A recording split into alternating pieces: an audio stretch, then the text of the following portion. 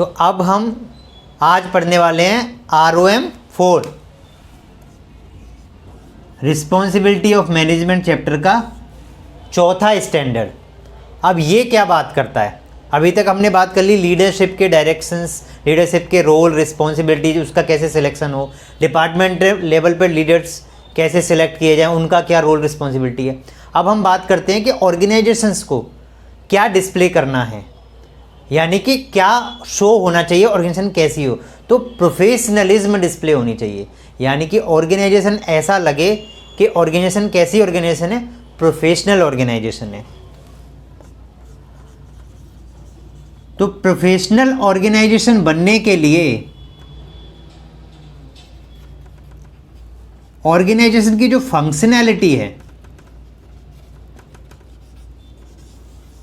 उसमें professionalism show होना चाहिए, दिखना चाहिए। ठीक है, ये कैसे संभव है? इसके लिए ऑर्गेनाइजेशन का जो गोल है वो शॉर्ट टर्म गोल हो सकता है। कोई शॉर्ट टर्म गोल बनाया है या कोई लॉन्ग टर्म गोल बनाया है।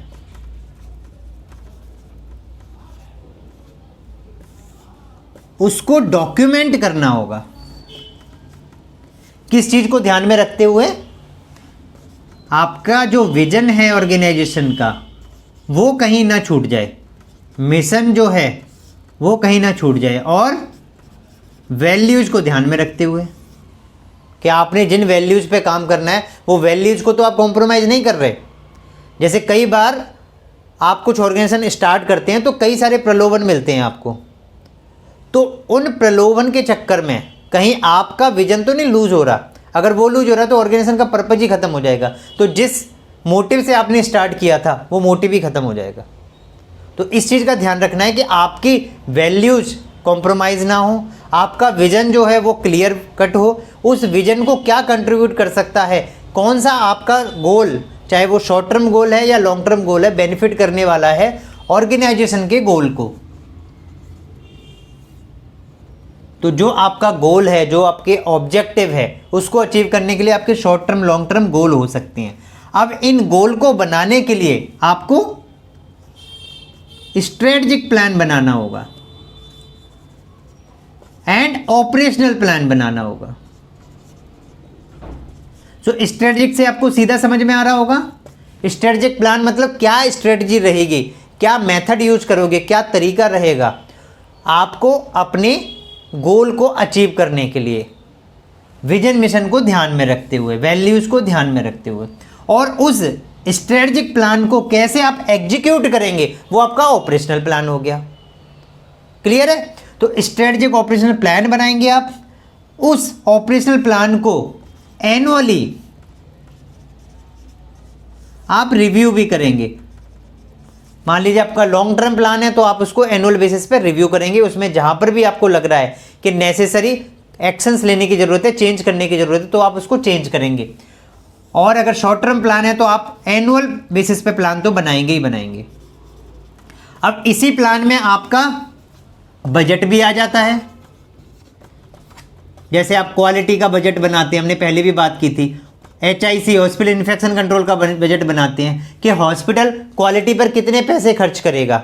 जो आपका स्ट्रेटजिक प्लान है, जो आपके गोल को अचीव करने के लिए कंट्रीब्यूट करेगा, आपके विजन मिशन को अचीव करने के लिए कंट्रीब्यूट करेगा, तो उसमें कितना खर्चा आ जाएगा। तो आपका जो एनुअल बजट है वो आपका बजट डिफाइंड होना चाहिए कि मेरे इस स्ट्रेटजिक प्लान में जो ऑपरेशनल एक्सपेंसेज होंगे, जो खर्चे आएंगे, वो लगभग कितने आ जाएंगे, वो आपने एस्टिमेट पहले से बना लिया, जिसको हम बजट बोलते हैं। इसको आप फाइनेंशियल ईयर के हिसाब से भी बना सकते हैं।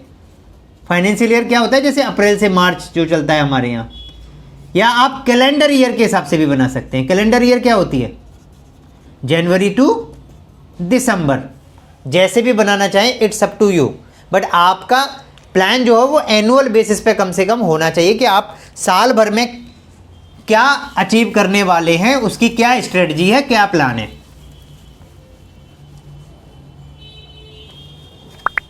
तो एक तो ये चीज आपको ध्यान रखना है कि आपको स्ट्रेटजिक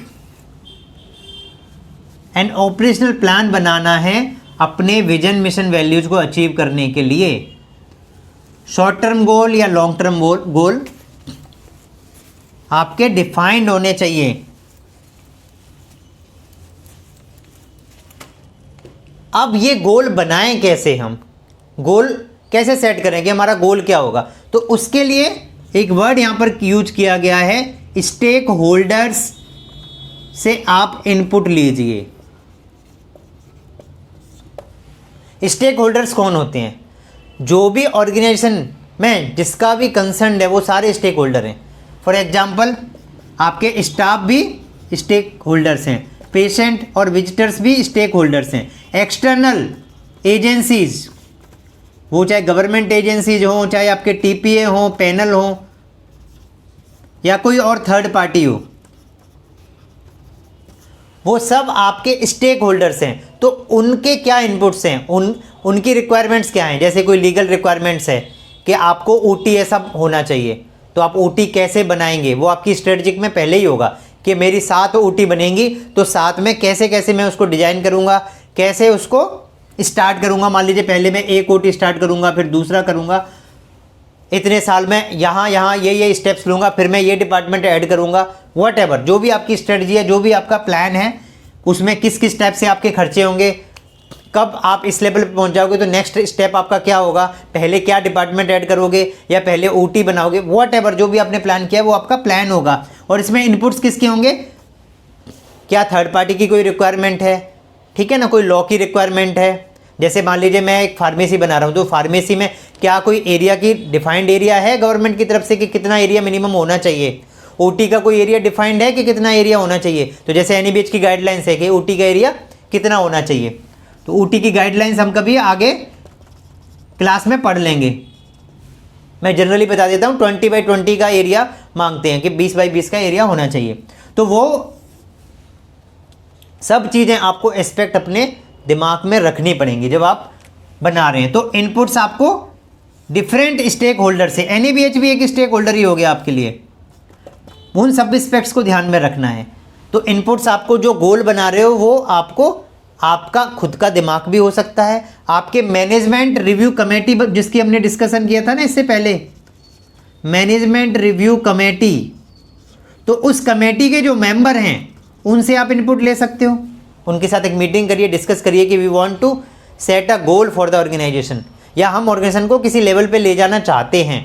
अगर आपकी नई ऑर्गेनाइजेशन है तो स्टार्टिंग से ही आप गोल बना के चलिए। प्लान कर रहे हैं कोई ऑर्गेनाइजेशन तो पहले से ही प्लान बना के चलिए कि क्या क्या स्टेप्स होंगे। और अगर आप ऑलरेडी ऑर्गेनाइजेशन पहले से चला रहे हैं और आपके यहाँ कोई स्ट्रेटेजिक प्लान नहीं है, कोई ऑपरेशनल प्लान नहीं है, तो अब आप बनाइए। This is the right time कि अब आपको पता चल गया कि ये बहुत ज़रूरी है। किस लिए? आपकी ऑर्गेनाइजेशन प्रोफेशनल लगेगी अगर आपके प्लान है, स्ट्रेटजी है। तो कुछ भी चल रहा है तो भीड़ चाल लगेगी, फिर आपकी ऑर्गेनाइजेशन में प्रोफेशनलिज्म नहीं शो होगी।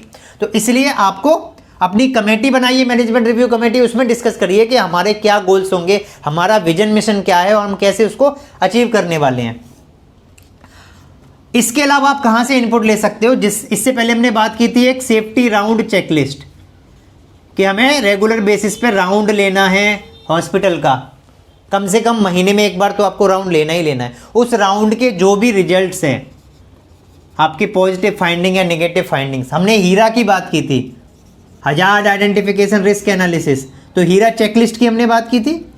उस हीरा चेकलिस्ट का जो रिजल्ट है, जहाँ पर हमें लगा कि यहाँ पर मेजर एरिया है, यहाँ पर रिस्क ज़्यादा है, किसी भी टाइप का रिस्क है, वो इलेक्ट्रिकल हजार्ड है, केमिकल हजार्ड है या फायर रिलेटेड हजार्ड है, उसमें हम किस टाइप से करके उसको ओवरकम करेंगे, उस इशू को कैसे हम ठीक करेंगे, उस चीज़ का आपको ध्यान रखना है। तो वो आपका स्ट्रेटजी में आ जाएगा। तो आपको इनपुट्स आपकी डिफरेंट ऑडिट्स के थ्रू मिल सकता है। क्लिनिकल पार्ट को आप इंप्रूव करना चाहते हैं तो सेफ्टी गोल्स हैं, IPSG की हमने बात की थी, इंटरनेशनल पेशेंट सेफ्टी गोल्स। तो इंटरनेशनल पेशेंट सेफ्टी गोल्स को हम ध्यान में रख के उसके लिए भी हम स्ट्रेटेजिक प्लान, ऑपरेशनल प्लान बना सकते हैं। मेडिकेशन मैनेजमेंट इंप्रूव करना है तो उसके लिए भी हम प्लान बना सकते हैं। तो इट्स अप टू यू कि आप कौन से एरिया में ज़्यादा इंप्रूव करना चाहते हैं, आपके शॉर्ट टर्म गोल क्या क्या हैं, आपका लॉन्ग टर्म विजन क्या है, वो आपकी स्ट्रेटजी में ऐड ऑन हो जाएगा। तो इनपुट्स आपको इस तरीके से करके ढूंढने पड़ेंगे कि क्या आप इनपुट्स टीम से डिस्कस करेंगे, क्या आप कौन सा क्राइटेरिया उसमें कंसीडर करेंगे इनपुट्स लेने के लिए। और जब आपको सारे स्टेक होल्डर से आपके डिफरेंट फैक्टर से सेफ्टी राउंड, हीरा, आपके सेफ्टी गोल्स, जहाँ से भी आपको जो इनपुट्स मिले उस इनपुट के बेसिस पे आप अपना एक प्लान तैयार करेंगे, जिसको हम स्ट्रेटजिक या ऑपरेशनल प्लान बोलते हैं। किसी किसी जगह इसको SIP भी बोलते हैं, स्ट्रेटजिक इम्प्रूवमेंट प्लान, जैसे JCI में ये वर्ड यूज करते हैं। तो कभी हम आगे JCI की क्लास करेंगे तब हम इनको इस चीज़ को डिटेल में पढ़ेंगे। तो अब आपको ये पता चल गया कि आपको स्ट्रेटजिक इम्प्रूवमेंट प्लान या strategic plan and operational plan कैसे बनाना है, इनपुट्स कहाँ से लेना है। तो आपको मैं और थोड़ा सा आसान कर दूं, इसके लिए कुछ टूल्स होती हैं। स्ट्रेटजिक प्लान, ऑपरेशनल प्लान को रोबस्ट, अच्छा बनाने के लिए कुछ टूल्स अवेलेबल हैं। मैनेजमेंट टूल्स, बहुत अच्छी टूल्स अवेलेबल हैं, उन टूल्स को हम यूज कर सकते हैं। जैसे उसमें एक टूल है पेस्ट। सबसे पहले हम बात करते हैं पेस्ट की। अब पेस्ट के वो पेस्ट नहीं जो पेस्ट कंट्रोल हम करते हैं कीड़े मकोड़े भगाने के लिए। यहां पर पेस्ट का मतलब है, P से हो गया पॉलिटिकल, E से हो गया इकोनॉमिक, S से हो गया सोशल एंड T से हो गया टेक्नोलॉजिकल। इट मीन्स जो हमारा स्ट्रेटजिक प्लान हम बना रहे हैं उसमें हम पेस्ट मेथडोलॉजी को यूज कर सकते हैं। पॉलिटिकल, उसका एस्पेक्ट देख लें। इकोनॉमिक देख लें कि कितना खर्चा आ जाएगा। सोशल, उससे क्या बेनिफिट होने वाला है, सोसाइटी का क्या बेनिफिट होने वाला है, या सोशल उससे क्या इम्पैक्ट पड़ेगा। और टेक्नोलॉजी की क्या ज़रूरत है, टेक्नोलॉजी का कितना इसमें इंपॉर्टेंस हो सकता है। ऐसे ही आपका और भी टूल हैं। पेस्ट हो गया, पेस्टल एक टूल है, PESTLE।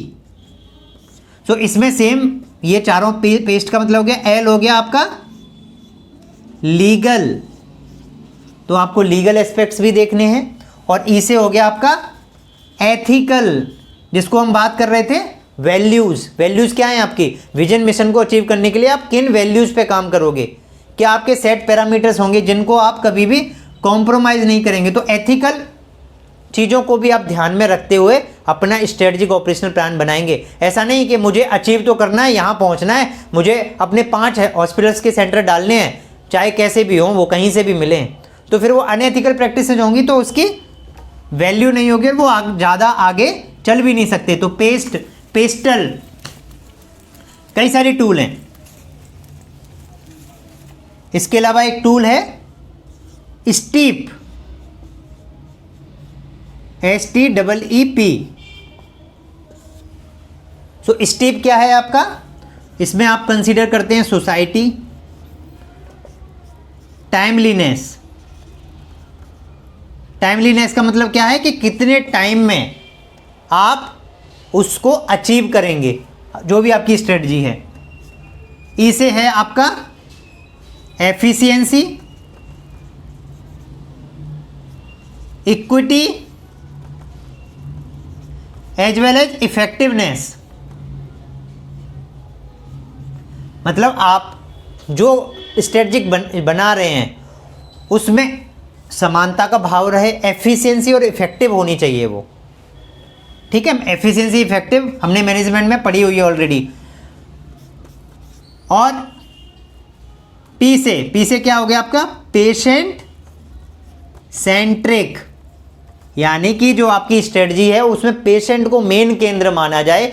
पेशेंट को क्या बेनिफिट होने वाला है आपकी जो भी स्ट्रेटजिक प्लान है, ऑपरेशनल प्लान है उससे। तो ये पैरामीटर्स को ध्यान में रख के आप अपना स्ट्रेटजिक ऑपरेशनल प्लान बना सकते हैं, जिसमें मैं आपको बता रहा हूं। अब ऐसा नहीं कि आपने लिख दिया हाँ हमने स्टीप पॉलिसी फॉलो की हुई है, या हमने पेस्ट पॉलिसी फॉलो की है, या हमने पेस्टल पॉलिसी फॉलो की है, या नेक्स्ट में आपको जो बताने वाला हूं स्टीपल, STEEPLE, हमने ये फॉलो की है।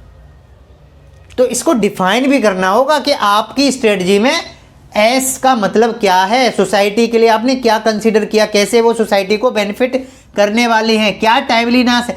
टाइम डिफाइन करना पड़ेगा कि कितने टाइम में आप इसको अचीव करना चाहते हैं, कि मुझे 2 हॉस्पिटल और नए बनाने हैं, लेकिन कितने साल में, मुझे अपने इसी हॉस्पिटल में कैथ लैब स्टार्ट करना है जो अभी नहीं है, कितने साल में प्लान कर रहा हूँ मैं।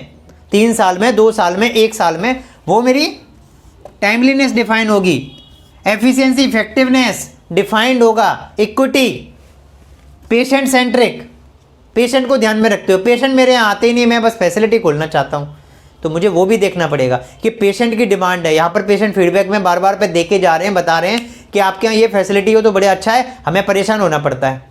मान लीजिए किसी के पास सीटी स्कैन नहीं है, वो पेशेंट को इधर उधर भेजते रहते हैं, पेशेंट हरास होता है, परेशान होता है। तो हॉस्पिटल में प्लान के मैं खुद ही यहाँ पर सीटी लगाऊंगा, चाहे मैं इन हाउस करूँ चाहे वो आउटसोर्स करूँ, लेकिन अपने हॉस्पिटल प्रीमाइसेस में करूँगा। तो उस टाइप की स्ट्रेटजी आप डेवलप कर सकते हैं, बना सकते हैं, ठीक है। तो जैसे मैंने आपको बताया स्टीप, अब स्टीपल की बात कर लेते हैं। अब स्टीपल क्या है? सोशल, टेक्नोलॉजिकल,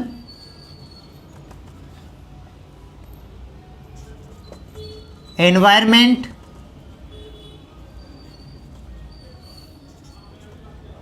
इकोनॉमिकल, इकोनॉमिक हो गया आपका, पी से पॉलिटिकल, एल से लीगल और ई से एथिकल। तो ये आपका स्टीपल हो गया। स्टीप अलग था जिसमें हम बात कर रहे थे सोसाइटी की, टाइमलीनेस की। इसमें हम बात कर रहे हैं social, technological, environmental, economic, political, legal, ethical. ये इशूज को आप कंसीडर कर सकते हैं। इसके अलावा और भी अल्टरनेटिव टूल हैं, जो भी टूल आपको पसंद आए।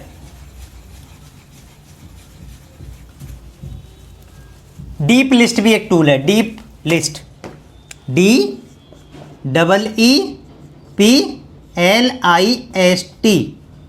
देखो नाम से ही समझ में आ रहा है, डीप मतलब कितनी गहरी लिस्ट है। तो इस ऐसी लिस्ट हो, ऐसे पैरामीटर्स हो जिसको आप ध्यान में रख के अपना स्ट्रेटेजिक ऑपरेशनल प्लान बनाएं। तो डी से हो गया डेमोग्राफिक, ई से आपका एनवायरमेंटल या इकोलॉजिकल, देन इकोनॉमिक, पी से सेम आपका पॉलिटिकल, एल से अगेन आपका लीगल, DEEPLI, आई से हो गया आपका इंफॉर्मेशन, एस से हो गया आपका सोशल, एंड टी से हो गया टेक्नोलॉजिकल।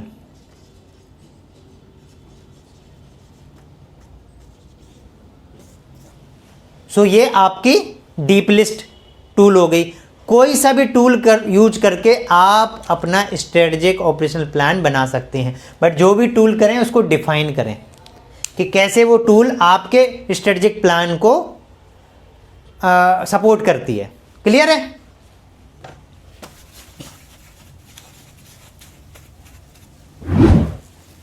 तो ये तो हो गई आपकी टूल, जिन टूल्स को आप यूज करके अपना स्ट्रेटेजिक ऑपरेशनल प्लान बनाएंगे। अब स्ट्रेटेजिक ऑपरेशनल प्लान आपको क्लियर हो गया होगा। अब जो प्लान बनाया है इसको आपको रिव्यू भी करना है टाइमली, स्टेक होल्डर्स को से इनपुट्स भी लेते रहना है। ऐसा नहीं कि प्लान बनाया और बस उसके बाद हम इनपुट नहीं लेंगे, प्लान बनाने के बाद भी इनपुट्स लेते रहना है कि क्या वो प्लान कामयाब हो रहा है या फेल हो रहा है। तो वो इनपुट्स लेते रहना है, जो आप कैसे कर सकते हैं, आपकी मैनेजमेंट रिव्यू कमेटी की मीटिंग करके उसकी कोई आप फ्रीक्वेंसी बना सकते हैं। मान लीजिए आप क्वार्टरली रिव्यू करना चाहते हैं, कोई आपने ईयर के लिए प्लान बनाया तो क्वार्टरली मीटिंग में रिव्यू करिए उस प्लान को, ठीक है। या आपका लॉन्ग टर्म प्लान है तो आप हाफ मंथली या ईयरली मीटिंग कम से कम करके उसको देखिए कि क्या वो प्लान सही जा रहा है या नहीं जा रहा है। इसके अलावा मैनेजमेंट की क्या जिम्मेदारी है कि जो कमेटी की फंक्शनिंग है, फंक्शनिंग ऑफ कमेटीज, उसको भी रिव्यू करें। इसका क्या मतलब है, जितनी भी आपके हॉस्पिटल में कमेटी हैं, चाहे वो कोड ब्लू रिव्यू कमेटी है या कार्डियक अरेस्ट के लिए CPR कमेटी जिसको आप बोलते हो, आपका सेफ्टी कमेटी है, आपकी क्वालिटी इंप्रूवमेंट कमेटी है, आपकी इन्फेक्शन कंट्रोल कमेटी है, इंटरनल कंप्लेंट कमेटी है, जो भी कमेटीज़ है उन कमेटी की फंक्शनिंग को रिव्यू करना भी मैनेजमेंट की रिस्पॉन्सिबिलिटी है। इसीलिए ये इस चैप्टर में बात हो रही है। तो जो मैनेजमेंट रिव्यू कमेटी के मेंबर्स हैं या जो लीडर है या हेड है, हेड ऑफ द ऑर्गेनाइजेशन, उसकी जिम्मेदारी है कि वो सारी कमेटीज की फंक्शनैलिटी चेक करे। वो कैसे करेगा? कमेटी का सबसे पहले तो स्कोप डिफाइन हो, और कमेटी का तो हमने बताया था TOR होना चाहिए, टर्म्स ऑफ रेफरेंस, जिसमें कमेटी का ऑब्जेक्टिव्स, क्या गोल्स है उस कमेटी के, क्या फ्रीक्वेंसी है उसकी कमेटी की मीटिंग की, कौन कौन मेंबर हैं उस कमेटी में, तो स्कोप अचीव हो रहा है कमेटी का, नहीं हो रहा है, गोल अचीवमेंट हो रहा है नहीं हो रहा है, कमेटी की मीटिंग फ्रीक्वेंसी के हिसाब से होती है नहीं होती है, मेंबर्स जो हैं वो जो आपने कोरम बनाया है कि मिनिमम इतने मेंबर्स तो कमेटी में होने चाहिए, वो मेंटेन हो पा रहा है नहीं हो पा रहा है, कितने डेफिशिएंसीज या कितने टास्क जो हैं वो कमेटी में छूट ही जाते हैं, कैरी फॉरवर्ड ही नहीं होते, तो टास्क कितने कंप्लीट होते हैं, कितने पेंडिंग रहते हैं और कितने कैरी फॉरवर्ड होते हैं या नहीं होते हैं। इस टाइप के पैरामीटर्स आप बना के एक चेकलिस्ट टाइप का डेवलप कर सकते हैं या कोई फॉर्म बना सकते हैं। उस फॉर्म के थ्रू आप नंबरिंग कर सकते हैं, हर कमेटी को एक नंबर दे सकते हैं कि ये 5 पॉइंट्स हैं, हर कमेटी में आपने बना दिया कि इसके ये 5 पॉइंट्स हैं, इसके 5 पॉइंट हैं, या 7 पॉइंट हैं या 10 पॉइंट हैं, जो भी आपको पैरामीटर्स लगे कि ये चीज़ें हम इस कमेटी के रिव्यू में या फंक्शनिंग चेक करने के लिए कि कमेटी ठीक से फंक्शन कर रही है नहीं कर रही है, ये पैरामीटर्स जरूरी है चेक करना। जैसे इसमें हो सकता है एजेंडा भी एक पैरामीटर है कि क्या एजेंडा पहले से डिस्कस हो रहा है नहीं हो रहा है, क्या कमेटी की अटेंडेंस ठीक से होती है नहीं होती है, बहुत सारे पैरामीटर आप ऐड ऑन कर सकते हो। उन पैरामीटर्स को आपका जो मैनेजमेंट है, या तो मैनेजमेंट रिव्यू कमेटी उसको रिव्यू करेगी, या फिर जो टॉप लीडर है ऑर्गेनाइजेशन का हेड है वो उसको कमेटी की फंक्शनिंग को रिव्यू करेगा, और उस रिव्यू के बेसिस पे उसके एक्शंस होंगे कि कौन सी कमेटी हमारी ठीक से नहीं काम कर रही है, तो क्या उसके मेंबर्स ठीक नहीं है, मेंबर्स का इनपुट ठीक से नहीं आ रहा है, चेयरमैन ही कुछ इनपुट नहीं है तो चेयरमैन चेंज करने की ज़रूरत है। जो भी डिसीजन लेने होंगे वो उसके बेसिस पे कमेटी की फंक्शन पता लगा के ही डिसीजन लिए जा सकते हैं। जरूरी क्यों है फंक्शनिंग को रिव्यू करना? केवल कागज नहीं भरना है कि चेकलिस्ट बना दी, नंबर्स दे दिए, स्कोर बता दिया, हाँ जी इसका आउट ऑफ 10 इसका स्कोर 8 है, इसका 6 है, इसका 5 है, उससे कुछ नहीं होने वाला, क्योंकि ये कमेटी बहुत इंपॉर्टेंट रोल प्ले करती है हॉस्पिटल में। अब इन्फेक्शन कंट्रोल कमेटी है तो उसकी जिम्मेदारी कितनी बड़ी हो गई थ्रू आउट द हॉस्पिटल।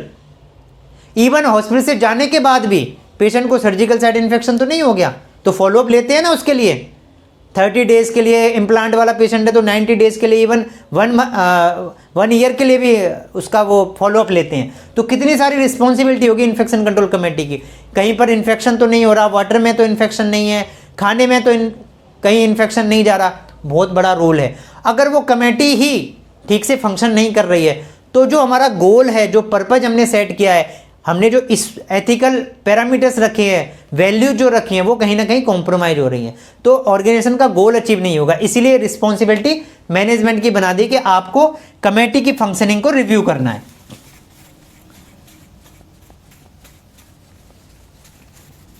ठीक है। इसके अलावा मैनेजमेंट ने यह भी कहा कि आपको स्टाफ के राइट्स एंड रिस्पॉन्सिबिलिटीज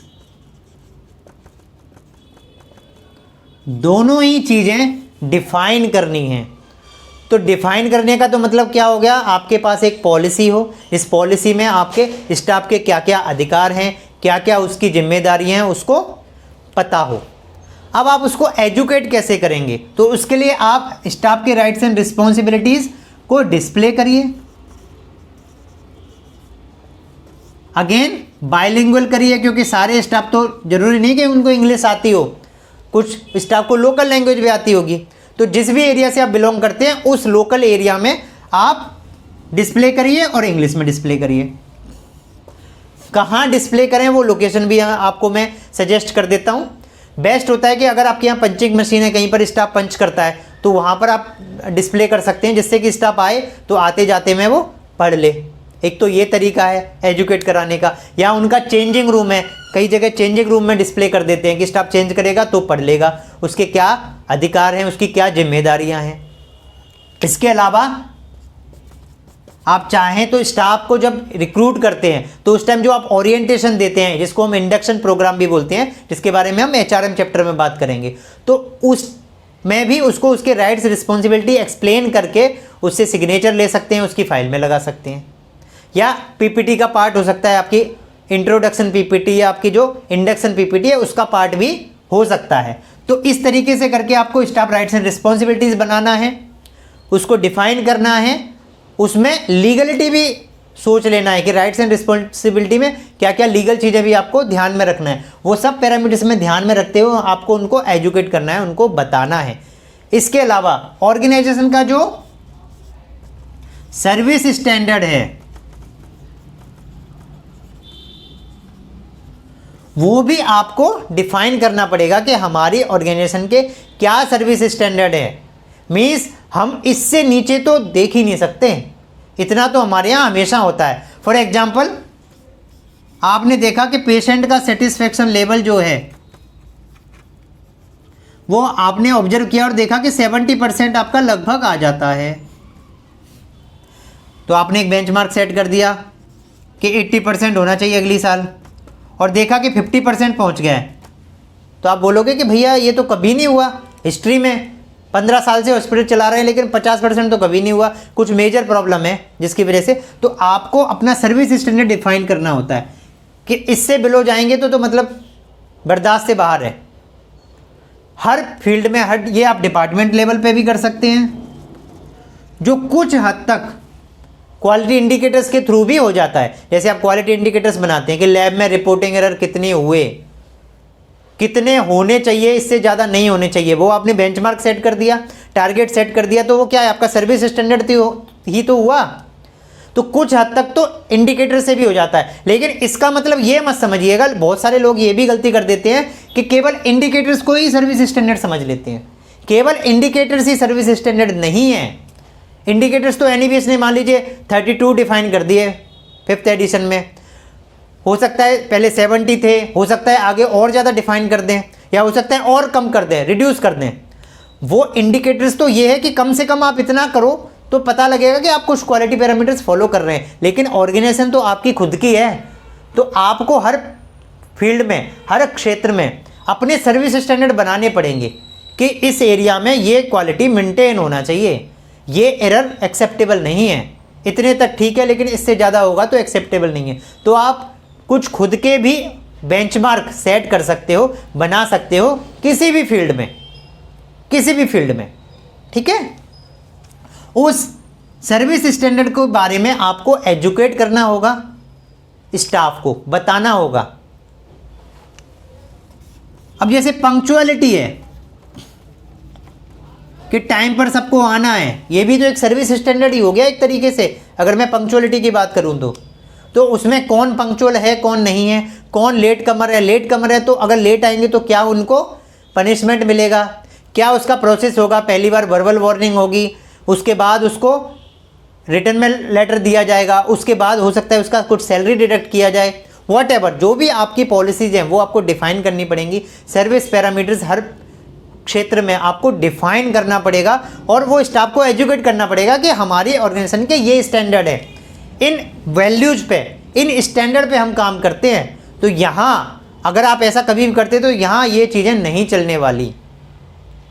आपको ये पैरामीटर्स फॉलो करने पड़ेंगे, ये हमारी वैल्यूज हैं, इसके साथ बिल्कुल भी कॉम्प्रोमाइज़ नहीं होगा। जिसने भी किया तो उसके लिए इस ऑर्गेनाइजेशन में बिल्कुल भी जगह नहीं है। तो कहाँ एथिकल प्रैक्टिसेस भी उसमें इंक्लूड हो जाएंगी, अनएथिकल प्रैक्टिसेस भी होंगी, और इसके अलावा आपके बेंचमार्क डिफरेंट पैरामीटर्स के लिए आपने क्या बनाया है वो भी उसमें इंक्लूड हो जाएंगी। इसके अलावा जो इस स्टैंडर्ड में सब एक और मोस्ट इंपॉर्टेंट बात की गई है वो कही गई है, ये भी इस वाले 5th एडिशन में पहली बार आया है, ये ऑब्जेक्टिव एलिमेंट, वो बात की गई है चेंज मैनेजमेंट की। सबसे मुश्किल काम है ये। लग तो बड़ा आसान रहा होगा कि चेंज मैनेजमेंट क्या है, लेकिन चेंज होना ही सबसे बड़ा मुश्किल है। जैसे फॉर एग्जांपल आप किसी स्कूल में पढ़ने जाते हैं और आप सबसे आगे क्लास में बैठते हैं, लेकिन मैडम ने बोला हाँ जी उठो और जाके वहाँ बीच में बैठ जाओ, तो आपको कैसा लगेगा? डिस्कम्फर्ट फील होगा, आपको अजीब सा लगता है, क्योंकि चेंज हो गया ना। तो चेंज, रेगुलर जिसकी आदत बन जाती है तो हम हैबिचुअल हो जाते हैं उस काम को करने के लिए। जब उसमें कोई चेंज हो जाता है तो कई बार इमोशनल थिंग होती है जिसकी वजह से हम उस चेंज को मैनेज नहीं कर पाते। कई बार कुछ और भी पैरामीटर्स होते हैं। तो चेंज जो है वो चेंज में कई सारी चीज़ें हो सकती हैं। फाइनेंशियल, ऑपरेशनल लेवल पे चेंज हो सकता है, लीडरशिप लेवल पे भी चेंजेज हो सकते हैं, डिपार्टमेंट लेवल पे भी चेंजेस हो सकते हैं। तो चेंजेज आपके कहीं पर भी हो सकते हैं। मान लीजिए कोई डिपार्टमेंट है, उसमें कुछ फेरबदल कर दिए कि ये डिपार्टमेंट पहले ये देख रहे थे, नहीं अब इनको इस डिपार्टमेंट से हटा के इधर डाल दिया, इस वाले को उठा के किसी दूसरे डिपार्टमेंट में डाल दिया। डिपार्टमेंट लेवल पे चेंजेज हो सकते हैं, लीडरशिप लेवल पे चेंजेज हो सकते हैं। मान लीजिए कोई हेड था, हेड ऑफ द ऑर्गेनाइजेशन, उसी को चेंज करके किसी और को हेड ऑफ द ऑर्गेनाइजेशन बना दिया गया। ऑपरेशनल लेवल पे चेंज हो सकते हैं। ऑपरेशनल लेवल क्या होता है? फॉर एग्जाम्पल आपका हॉस्पिटल, मान लीजिए कोई एक ओनर है, वो रन करता है, वही उसमें इन्वेस्ट करता है। अब उनका किसी दूसरे कंपनी के साथ टाई अप हो गया, तो उन्होंने कहा कि हम आपके हॉस्पिटल को रन करेंगे, आपका शेयर जो है वो हम आपको दे देंगे। तो ऑर्गेनाइजेशन ने इस टाइप का अगर एग्रीमेंट कर लिया, इस टाइप का अगर टाई अप कर लिया, तो ऑपरेशनल कौन संभालने वाला है? कोई दूसरी ऑर्गेनाइजेशन। तो अगेन इस टाइम पे चेंज हो रहा है, तो क्या स्टाफ उसको बियर कर पाएंगे? नहीं कर पाएंगे। उसका इफेक्ट क्या होगा मैनेजमेंट में, ऑर्गेनाइजेशन पे, फाइनेंशियल पार्ट पे। आपने कोई फाइनेंशियल ढूंढ लिया, इन्वेस्टर ढूंढ लिया जो इन्वेस्ट करेगा, तो आपने बोला कि अब देखो जिस भी स्टाफ को रखा जाएगा या नहीं रखा जाएगा, मेरा ज़्यादा उसमें पार्टिसिपेशन नहीं रहेगा, क्योंकि फाइनेंशियल कोई और मुझे इन्वेस्ट करके दे रहा है, तो फाइनल डिसीजन उनका होगा। तो इसकी वजह से क्या इम्पैक्ट पड़ने वाला है ऑर्गेनाइजेशन पे, आपके या आपकी टीम पर, वो सब पैरामीटर्स को आपको ध्यान में रखते हुए चेंज मैनेजमेंट का प्लान और पॉलिसी बनाना होगा। तो चेंज मैनेजमेंट के लिए आपकी पॉलिसी हर उस पैरामीटर्स को ध्यान में रखते हुए बनानी होगी कि कैसे हम इस टाइप की इंफॉर्मेशन को शेयर करेंगे, कैसे स्टाफ का जो कॉन्फिडेंस है उसको मेंटेन करेंगे, कि ऐसा कुछ भी होने के साथ उनकी जो वैल्यूज है, ऑर्गेनाइजेशन के जो मेन वैल्यूज हैं जिस पे वो काम करती है, वो कॉम्प्रोमाइज़ नहीं होंगे। अगर वैल्यूज ही ख़त्म हो गई, ऑपरेशनल चेंज कर दिया, फाइनेंशियल चेंज कर दिया, डिपार्टमेंटल चेंज कर दिया, लेकिन जिन वैल्यू के लिए लोग आपके साथ जुड़े थे, जिन वैल्यूज़ की वजह से लोग आपके पास इलाज कराने आते हैं, अगर वो पता लग गया कि वैल्यूज किसी ऐसे हाथ में चली गई हैं जिसके बारे में नेगेटिव इमेज है, तो फिर आपकी ऑर्गेनाइजेशन का पतन हो जाएगा, आपकी ऑर्गेनाइजेशन ग्रो नहीं करेगी। तो सबसे पहले तो चेंज मैनेजमेंट करने से पहले आपको बहुत सारी चीज़ें खुद सोचनी पड़ेंगी कि कब चेंज करें, कब और किन परिस्थितियों में चेंज किया जाए तो उसके भी क्या पैरामीटर होंगे, कि वो कोई गलत आदमी के हाथ में ना चला जाए, ऐसा ना हो कि जो आपका विजन है वही कॉम्प्रोमाइज़ हो जाए। वो सब चीज़ें सोचनी पड़ेंगी। और अगर ऐसा करना पड़ रहा है किसी भी रीजन की वजह से, चाहे तो कोलैबोरेशन कर रहे हैं, ऑर्गेनाइजेशन को बड़ा करने के लिए आपको कोलैबोरेशन करना पड़ रहा है, या आपके फाइनेंशियल कुछ क्राइसिस चल रहे हैं उसकी वजह से आपको किसी के साथ कोलैबोरेशन करना पड़ रहा है, तो उस टाइम जो चेंजेज होंगे उसको आप कैसे स्टाफ को डिलीवर करोगे, कैसे उनको कॉन्फिडेंस दिलाओगे कि हमारी जो भी एथिकल वैल्यूज हैं उसमें कोई कॉम्प्रोमाइज़ नहीं होने वाला।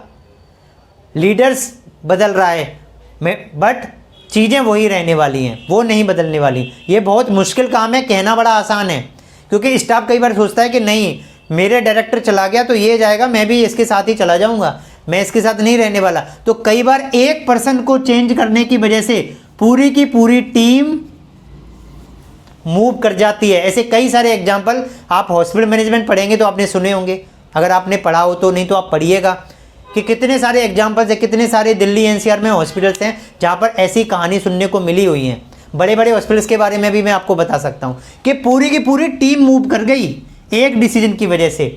अब वो जो ऑर्गेनाइजेशन है जिसने वो डिसीजन लिया, अब वो उस टाइम उस चेंज को हैंडल नहीं कर पाई तो वो ऑर्गेनाइजेशन ख़त्म हो जाएगी। मान लीजिए मेरी एक कंपनी है जिसमें मैंने 4 लोगों को रिक्रूट किया हुआ और उन 4 के भरोसे मैं सारा काम कर रहा हूँ। उसमें से 2 मुझे ऐसे लगे कि जो 2 गड़बड़ कर रहे हैं, उन 2 को मैंने हटा दिया, तो पता लगा वो बाकी 2 को भी लेके चले गए, तो मैं कहाँ जाऊँगा? उसके लिए अगर मैंने पहले से प्लान नहीं बनाया हुआ है और डायरेक्ट मैंने तो जोश में आके चेंज कर दिया कि नहीं आप 2 कल से नहीं आओगे और वो 2 कल वैसे आना बंद हो गए, तो 0/0 ठप। तो वो कैसे आप मैनेज करोगे? ये जस्ट मैंने आपको एक एग्जांपल बताया, ऐसे बहुत सारे एग्जांपल हो सकते हैं।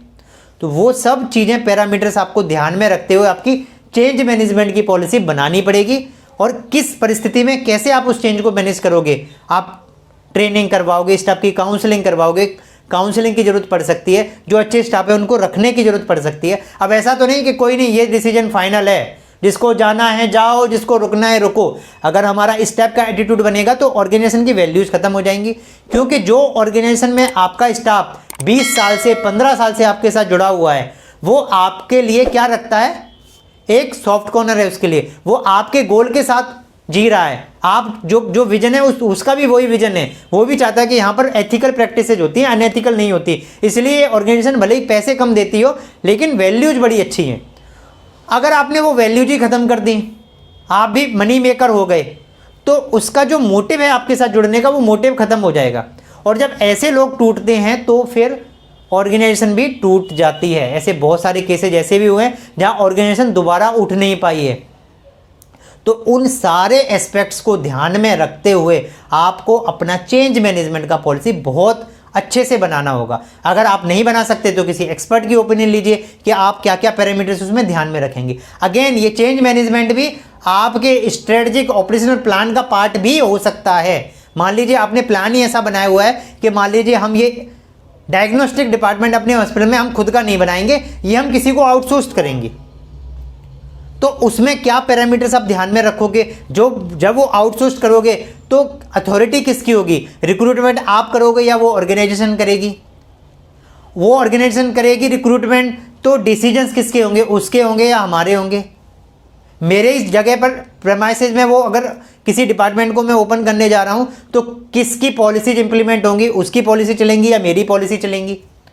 बहुत सारे पैरामीटर्स हैं, छोटे छोटे पॉइंट्स हैं जो आपको ध्यान में रखने होते हैं, जो हम जनरली मिस कर देते हैं। जस्ट हम सोचते हैं सामने वाले ने 4 चीज़ें अच्छी बताई, चलो कर लेते हैं, स्टार्ट कर दिया, उसके प्लस माइनस तो देखे ही नहीं कि अगर ये प्रॉब्लम होंगी तो कैसे कैसे कैसे हम मैनेज करेंगे। उन चीज़ों को अगर ध्यान में रख लिया तो आपका स्ट्रेटजिक ऑपरेशनल प्लान, आपके गोल शॉर्ट टर्म हो या लॉन्ग टर्म गोल हो, बहुत अच्छे बनने वाले हैं, जो आपके कंट्रीब्यूट करेंगे आपके विजन और मिशन को, वैल्यूज को भी ध्यान में रखते हुए। तो इस चैप्टर में बेसिकली ये सारी बातें क्लियर। किसी को कोई डाउट? जो आप कह रहे थे कि ये समझ में नहीं आता सर, वो मैंने आपको स्टीपल, पेस्टल, डीप लिस्ट सारा आपको बता दिया, आपको क्लियर हो गया। पढ़िएगा अच्छे से, जाके किताब पढ़िए, और जो भी डाउट हो तो मेरे से आप पूछिएगा, ठीक है। Thank you.